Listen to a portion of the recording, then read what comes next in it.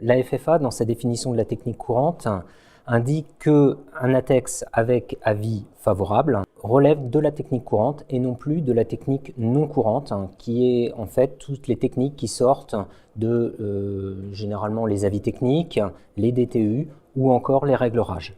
C'est un élément de normalisation du risque pour nous, car le fait qu'on ait un collège d'experts, en particulier du CSTB, mais qu'on ait un collège d'experts, c'est un petit peu un challenger technique en fait pour les concepteurs. C'est une autre vision, c'est une vision indépendante du chantier qui permet en fait effectivement de sécuriser l'engagement et le risque qui est pris sur certaines techniques mises en œuvre.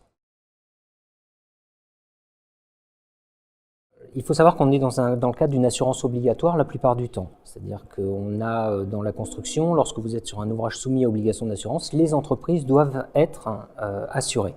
Or, l'assureur ne peut pas se dédouaner de cette assurance, à une exception près, c'est le défaut d'aléa. C'est-à-dire que si le CSTB concluait l'ATEX avec un avis défavorable en indiquant que les fuites étaient certaines, il y a un défaut d'aléa, et là l'assureur pourrait se retrancher et dire non, il n'y a pas d'aléa qui amène l'assurance. Il est certain que ça va fuir, il n'y a pas de raison que j'apporte une garantie. Par contre, tout est ensuite dans les réserves qui peuvent être émises, c'est-à-dire un avis favorable ou un avis avec réserve, avec une liste de réserves données. Généralement, elles sont relativement réduites puisqu'on a quand même des échanges entre le bureau de contrôle, on a des échanges avec le CSTB. Mais ces échanges d'experts font que parfois ils ne tombent pas d'accord, il y a des éléments qui restent en suspens, et c'est à nous de juger ces éléments en suspens qui vont amener un niveau d'aggravation de risque. Voilà. Et c'est selon ce niveau d'aggravation de risque qu'on va indiquer une surprime par rapport à la prime standard qu'aurait dû payer pour ce chantier l'assuré.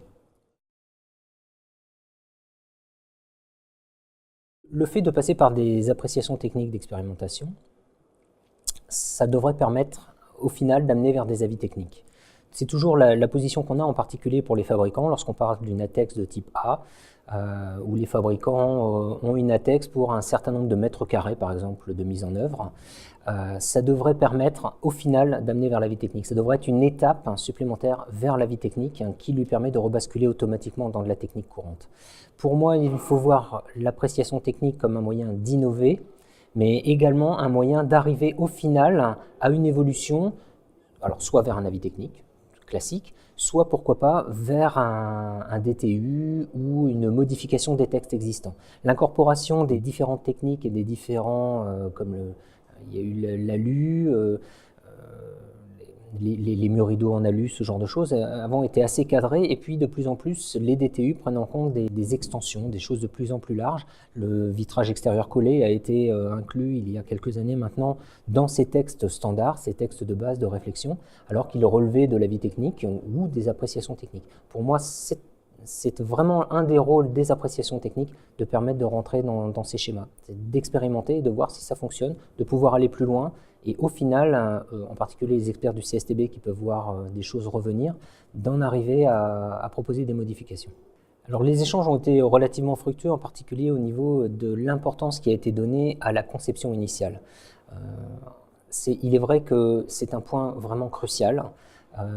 Et les échanges entre l'architecte, le bureau d'études, voire l'implication du CSTB en amont par les appréciations techniques d'expérimentation de conception sont à mon avis un point essentiel pour que la vie du projet puisse être menée sans heurts entre guillemets, parce qu'on s'est rendu compte que dès qu'il y avait quelque chose qui était mal identifié, et le bureau de contrôle a son rôle à jouer dans le rapport initial sur l'identification et les raisons pour lesquelles on doit passer par une appréciation technique. Tout ça, ça se fait en amont, largement en amont.